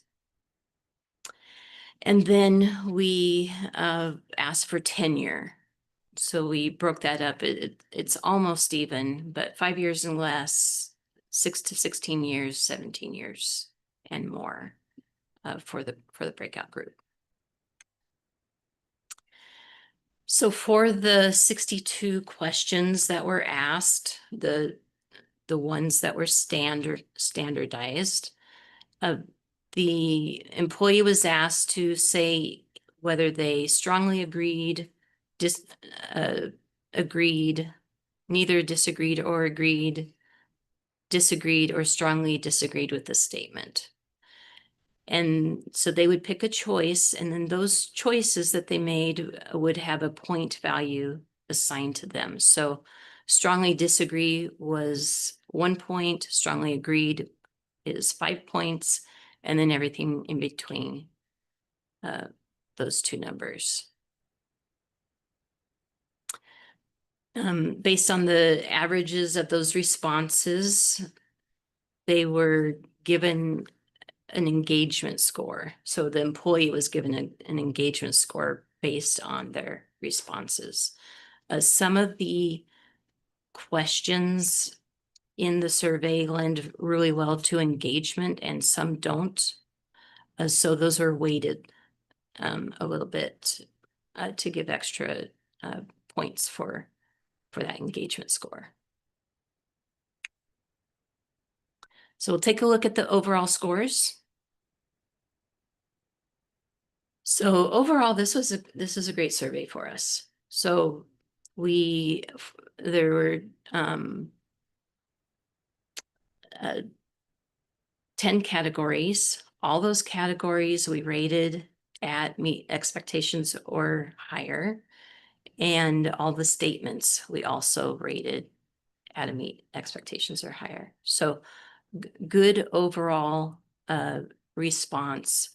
And looking back, they couldn't do a straight comparison to the last survey because different metrics were used. They had changed it at the national level.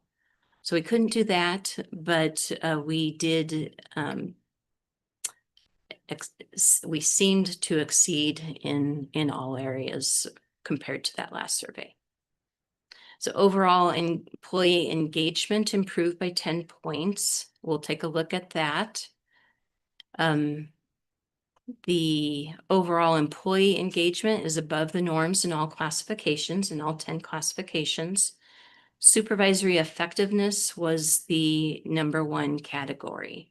So that's not something that they always see, but that's what it was for us this time around. So these are those 10 categories that I mentioned. You can see the supervisory effectiveness in the dark blue there. That's our highest rated one. The next one, it looks like, is our employee commitment. That's going to come in at #2. And so overall, fairly high on all marks. The lowest one there, executive leadership effectiveness. The next one up, employee development and recognition. And yet all of those are up from what they were in 2021. So here you see the comparison of where things ranked in 2021 versus this year. We see that benefits was #1 and that supervisory management effectiveness was #2 5 years ago. And now we have the supervisory management effectiveness as our #1 and employee commitment as our #2. Pay had a significant change. It went from 4 to 7. The 2018 ranking was 10. So it went from 10 to 4 to 7. I looked at the individual scores. There's 3 questions on pay. They're still all good scores. I asked if pay went, even though in the ranking it went down below other ones, could it have been that they were leapfrogged by other categories and not really fallen? But I was told that it was a hard measure to compare to based on the changes of the test.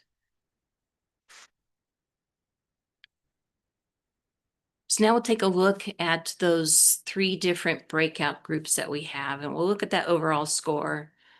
So here you have the breakouts by department and the overall score there on the bottom. So the average is 4.04, and you have our 2 water and electric departments a bit lower than that. with the highest one being the one that captures everyone who's not water, electric, or engineering. You have managers coming in with the highest ratings for in the overall score, and that shouldn't come as a big surprise. That's the group that would be most in the know on different things that are going on in the company and would have a big say in how things are run. Tenure, you have that middle group as showing the highest scores, the group. One comment that we were given was that next time, if we wanted to do tenure, maybe we do more breakouts, because 5 years or less is a big group, or it could be broken out a little bit more, and then closer to retirement could be broken out a little bit more. So might consider that for next time. So these are our overall highest rated statements, and reading through them, they're good statements to have as your highest rated statements. So my supervisor gives me enough freedom to do my work. Our organization provides good service to our customers. There were a lot of comments on how pleased our staff was to serve customers.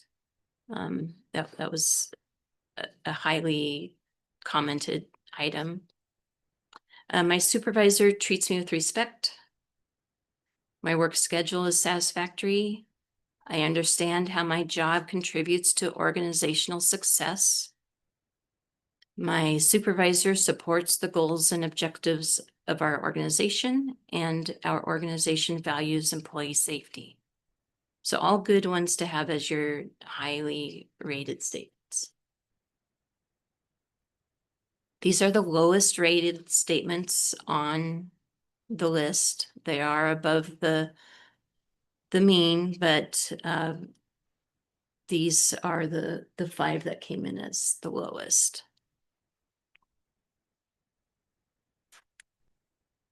Okay, now we'll take a look at that engagement score. So what do we mean by engagement? We have 3 classifications of engagement. So one is the highly engaged employee, someone who's working passionately, they're strongly connected, they want to do more work, they're resilient. It takes a lot for that person to leave. They're really dedicated. They're really trying to drive things forward. That middle group is the engaged group. Sometimes they're engaged, sometimes they're not. Sometimes they're interested in projects, sometimes they're not. They meet expectations. They may not always be exceeding those expectations. They may be present, but thinking about other things while they're on the job. The less engaged is that person who is not engaged. They're unhappy. They're reacting to that unhappiness. They may be that person who's bringing the team down, who's talking badly about different things, and it's a struggle to have that person be performing well in their job. And that'd be a person who, if things weren't going well, they might be walking out the door as well. So this is what our company looked like this year. So we had 41% that were in that top category. I think my next slide shows the norms. Yeah, so when we look at that data with the norms, so the norms are in the dark blue, 34% is the average in that nationwide group, and we're at 41%. And 56% for the middle group, 4% for that disengaged. And then this next slide shows where we were last time. So this is where you see that 10% increase in that highly engaged group for us. And then you see a slightly lower number for the disengaged. So we'll look at it by those 3 categories. This is by department. So if you look at engineering and the rest of the company that's not in the water electric department, you see 56% engagement, or in the highly engaged group. That's pretty significant. Less so in the electric and water, but still a good amount of people listed as engaged there. This is looking at the roles that people hold, and again, not a surprise that on the bottom there in the manager group, you see the 60% highly engaged in that group. About close to even with the other two, 37% for all other employees and 33% for the supervisors and leads, with that disengaged group showing up in the all other employees. If you look at tenure, we have the 5-year or less at 45% for highly engaged, and the larger group is that middle group that we saw. We asked 3 open-ended questions. So what helps you feel engaged and motivated at work? What could strengthen that? What would most improve your ability to be more effective in your role? And please tell us what improvements you would recommend.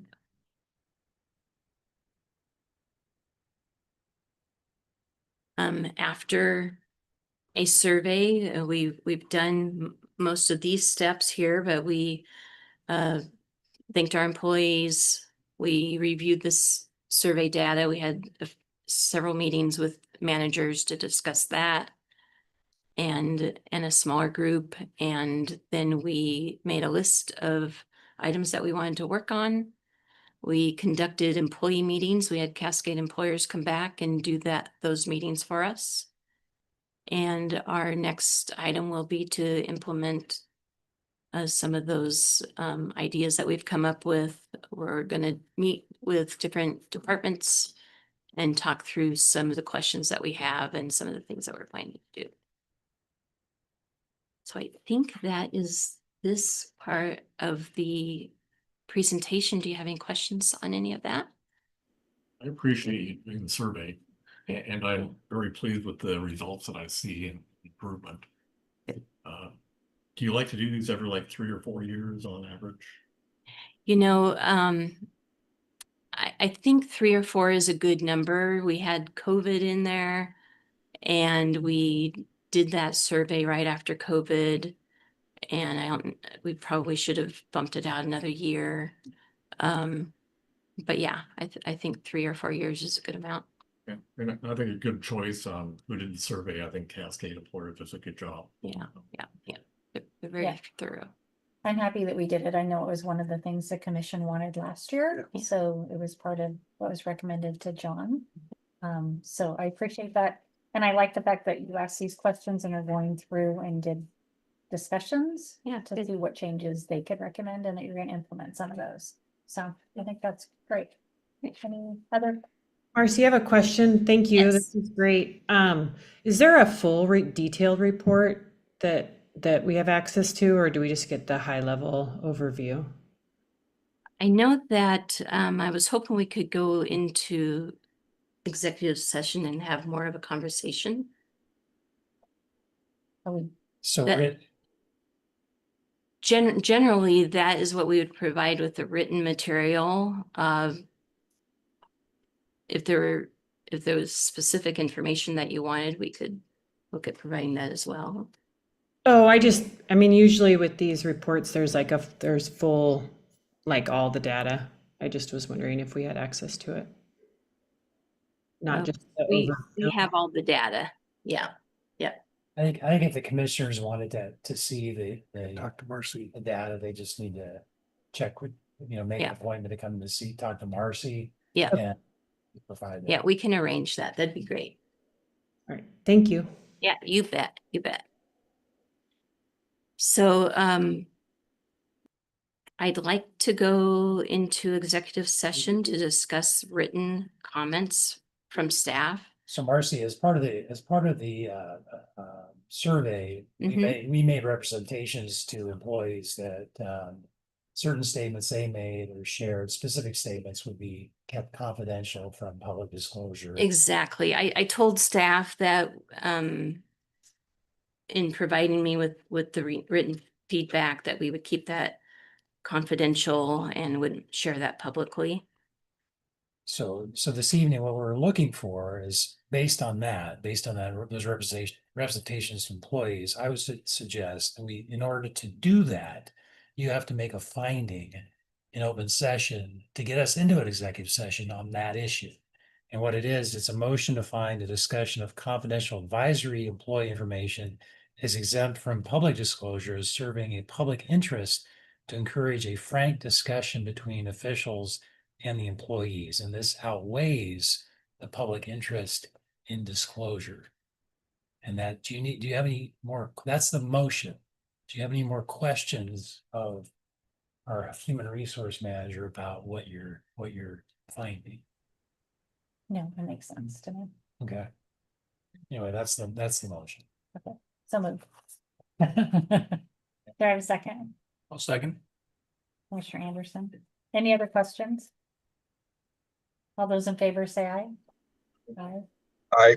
Any opposed? Okay. Is that the executive session we're doing later? So with that, I think that's Confused. that we would be prepared now to go into executive session on the one that yes, that's the announced executive. Yeah. That's the executive session listed in the agenda. Okay, so we're gonna do that later. We still have Yes. more to do. Okay, thank you. Thank you. Yeah. You're John has provided a general manager report in the packet. Does the commission have any questions on the report? Okay, John has some more to share with us. So, we did receive our final payment from Lafayette for the, transmission water main, so just under, a little under $1 million. So that, I assumed in the bank, Mark? Yes. Mayor Malcolmson is thrilled to sign that check. I'm sure. And then I think do you have those other photos from the construction? So we were gonna share some of the demo photos that we have. Okay. Also, and we'll do that on a monthly basis as we go through the project. So that is the office looking from the, Let me share it. yeah.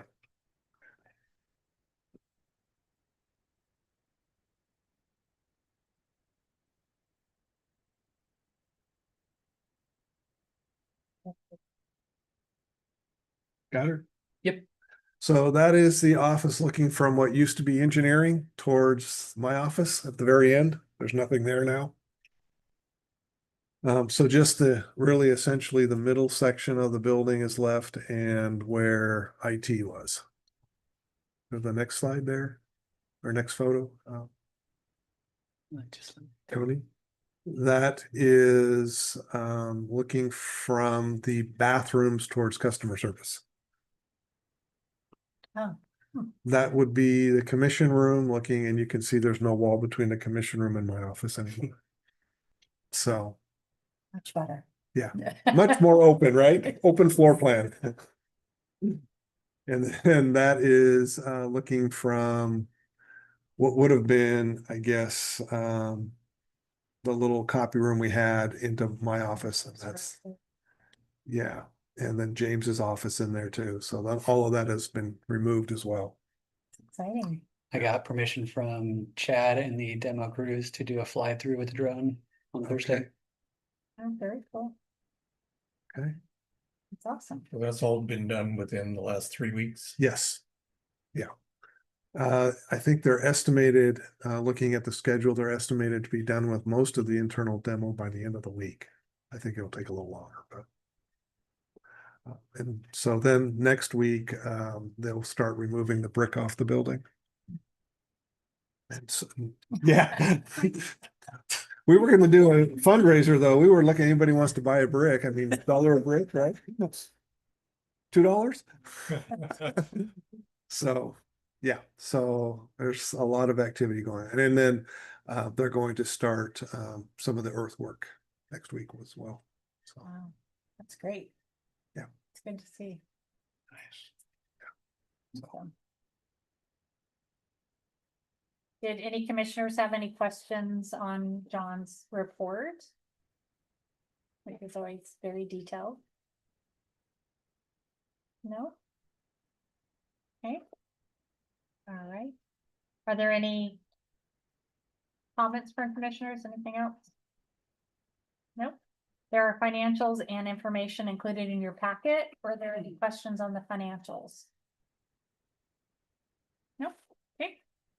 We will now be going into an executive session. There is no further action to be taken by the commission this evening, so we will not be returning to open session. Ask General Counsel Sam Justice to please read the citation to take us into an executive session. So pursuant to RS 192.66 sub 2 sub F, where the commission has found that it is